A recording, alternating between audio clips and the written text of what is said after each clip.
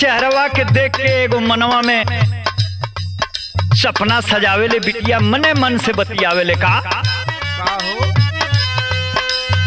झाझर मालवा जनी छ वही हो ये पापा हो झाझर मालवा जनी छ वही हो ये पापा हो लगी है तू रुजावा के ज्योति हो